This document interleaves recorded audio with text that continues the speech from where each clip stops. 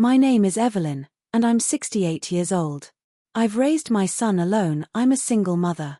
Many years ago, when my son was still very small, my husband passed away. From that moment, my life was never the same. I became both mother and father to my child. In this world, I had nobody else but him. When my husband died, I was filled with fear. Raising a child alone seemed impossible. But looking at my son's tiny face sleeping beside me, strength grew in my heart. I made a promise to myself: I will protect him. He will never feel alone. So I worked tirelessly. Simple meals were cooked by me.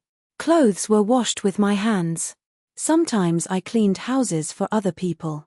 Many nights, exhausted and hungry, I would go to bed, but my son always ate first, that I made sure of. When he smiled, my pain seemed lighter. As a small child learning to walk, he often fell. Each time he cried and reached out for me. Taking his hands, I would say, "Don't be afraid. I'm right here." During his sickness, I stayed awake all night, touching his forehead, praying he would recover. Slowly, the years passed and he grew. My hair turned grey. My body grew weak. But my love never weakened. When my son became a man, he worked in the fields. Every evening, I would listen for his footsteps. His food was cooked by me, the house was kept clean. Seeing him come home tired, I felt happy just knowing he was safe.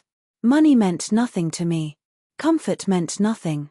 My son was everything. One day, my son approached me and said, "Mother, I want to get married." Smiling at him, I said, "If this brings you happiness, then I am happy too." Though fear lived in my heart, I hid it well. I knew life would shift again. When his wife arrived to live in our home, I welcomed her with kindness. Young and beautiful, she was. "This is now your home," I told her. I tried helping in the kitchen, showing her where things belonged. But after several days, I sensed something wrong. She spoke using short words. She looked away from me. When I offered help cooking, she said, "I know what I'm doing." My speaking made her angry. So gradually, I stopped speaking. I told myself, she is young. Patience is needed. One evening, my son returned late from the fields. Dust covered his clothes. Tiredness showed on his face. He sat down and said, "Wife, I'm tired. Would you bring me water?" Silence answered him. After a while, he called again. "Wife, I'm hungry. Where is my dinner?"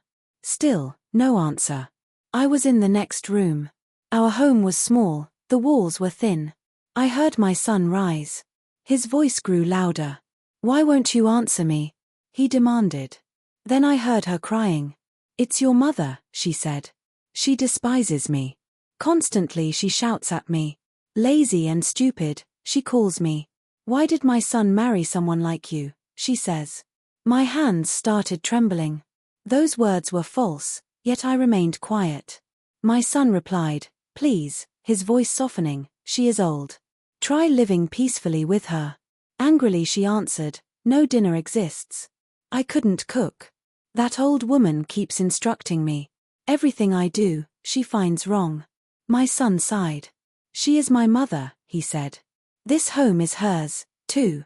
Then coldly she said, "A choice must be made. Live with me or live with her, not both." That night, my son went to bed hungry. Lying awake on my mat, I stared at the ceiling.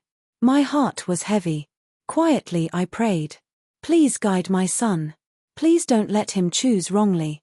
Next morning, I heard her voice again. "Have you decided?" she asked him. "Do you want me or your mother?" Then words I will never forget escaped her lips. "Push your mother off the hill. She is old. She will die soon anyway. I am young. We can live happily." That day, my son barely spoke. He didn't eat. He avoided looking at me. For the first time ever, I felt afraid of my own child. That night, he approached me and said quietly, "Mother, we are going on a journey tomorrow." I gazed into his eyes. Everything became clear. Though my heart shattered, my face remained composed. I nodded and replied, "All right, my son." The next morning, he lifted me onto his back. The hill path was rocky. The air felt cool. I asked no questions. Climbing higher, his breathing grew heavy, his steps slowed. Looking around, I reflected on my life. I remembered feeding him with my own hands. I remembered holding him during his cries. I remembered shielding him from the world. I thought, if today ends my life, I have no regrets.